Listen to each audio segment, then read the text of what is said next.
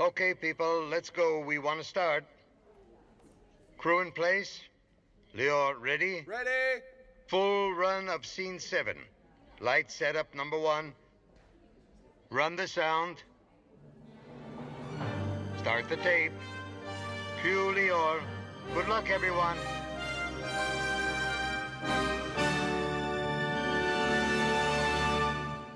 For many years already, I have tried to discern if I am in my own dream, or perhaps this is a new dream. Stop the music.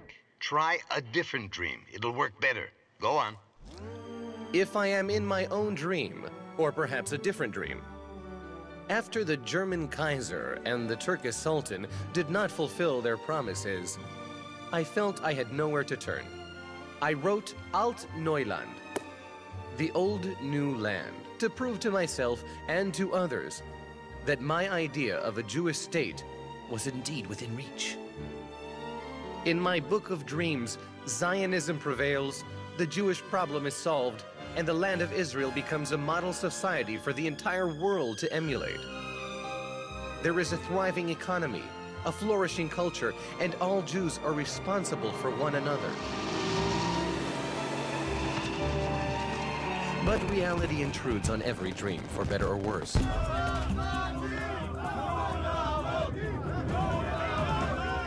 I know that today you face daily hardships, a growing social gap, the devastating damages of a prolonged war.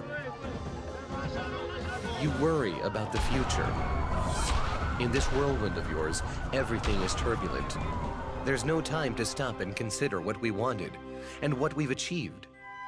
But if you would stop for just a moment and take a deep breath, you'll discover that you're in the midst of a miracle. One you've created with your own hands and which is still evolving. I wrote a book, and you've created a state. A Jewish state that isn't a literary invention, but a living, breathing state recognized by the entire world. In my book, the new Jewish society bought its charter from the Turkish Sultan. But in reality, only the slaughter of European Jewry brought the nations of the world to recognize the right of the Jews to their ancient land. How could I possibly have imagined that the enlightened German people that I once so wished to be a part of was capable of such horrors, murdering millions, annihilating? My own daughter, Trudy, was killed there. I'm not sure you all know that when I wrote Alt Neuland, there was a debate as to whether or not the Jews might rightfully be called a people. While today, it is clear to everyone that we are a member of the family of nations. In this we have triumphed. From a persecuted minority, we have become a people with a state. This alone has made it all worthwhile. We're on the map and we're gonna stay on the map in sports and everything.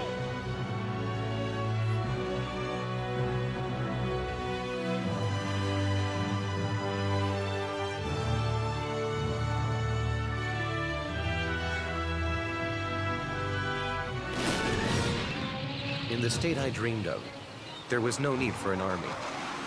But in reality, you've had to fight.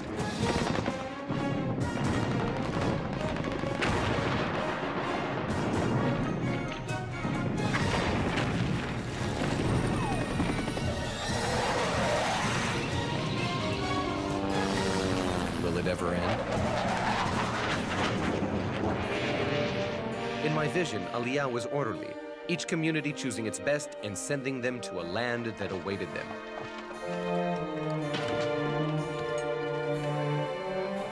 With electric plows, commercial infrastructure, and choice homes planned by tough architects. But you've had to sneak in like thieves in the dark, against all odds.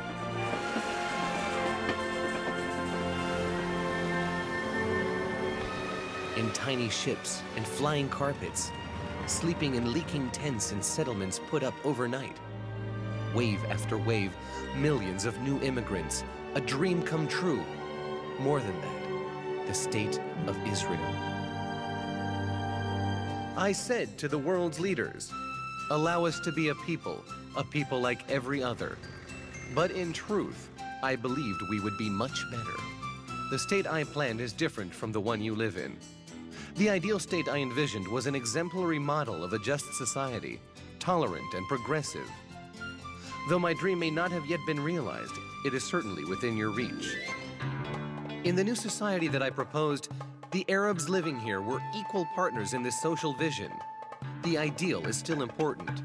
A people that has suffered so as a persecuted minority must know how to treat the minorities within its midst with respect. In the state I planned, nationalism was never extreme, and there was no display of power and domination. In my state, there was no such occupation as professional politician. You've managed to establish a style of government I can't even begin to understand. In my book, modern technology was triumphant, but even I couldn't have imagined the profusion of Israeli high-tech achievements. The smallest chip in the world, electronic imaging, all the brilliant creations of Israeli companies. Amdocs, Converse, El Op, Checkpoint. Did you know that ICQ was an Israeli inspiration?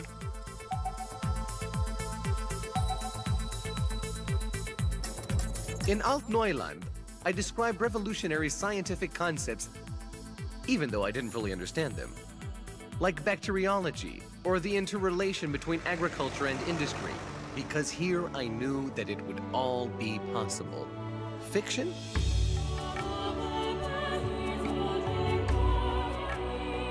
Who could have imagined 100 years ago that the best irrigation computer would grow out of Israel's desert? Who would have believed that a rug weaver from Iran and a goldsmith from Yemen would be exporting medical know-how worldwide? That Israel would be aiding poor nations in Africa? I believed it. I believe I wouldn't be incorrect in saying that the hundreds of projects of Israel's research institutes constitute a list of the world's challenges. Naturally, I'm thrilled to have discovered that some of what I wrote has become reality. The Dead Sea Works, the Hadera Power Station, the Haifa Port. They're a full-color realization of a black and white dream.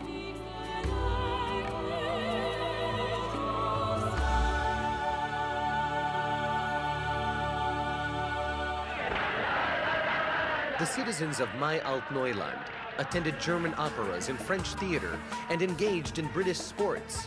But in reality, the theater here presents Shakespearean tragedies in Hebrew. Hebrew, a dead language that I didn't think could be used to purchase a train ticket, and today it's used to compose original Hebrew plays. All in all, it appears that you've created a special mixture of East and West, perhaps the clearest sign of our being a nation like all nations. A nation with a culture of its own.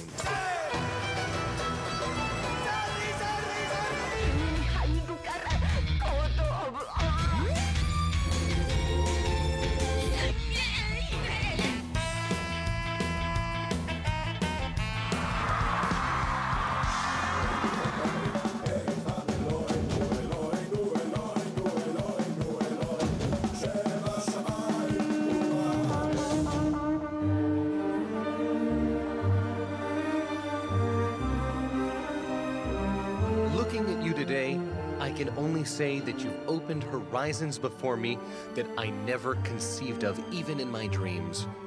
Stop for a moment and look back. You'll discover that there were always complaints here, that people haven't always been patient, that not everything's been an overnight success, but there has always been eternal hope.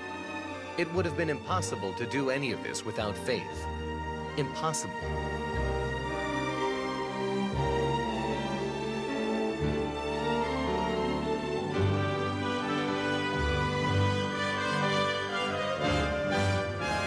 I laid the foundations.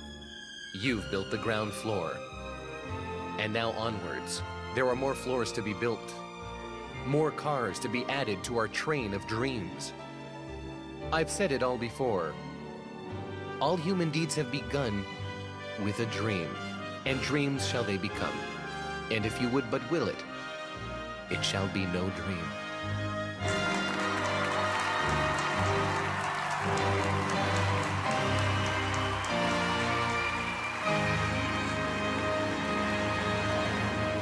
Mija, I just don't know if this beard is for me. So what have you got to say about him now? He's really a dream.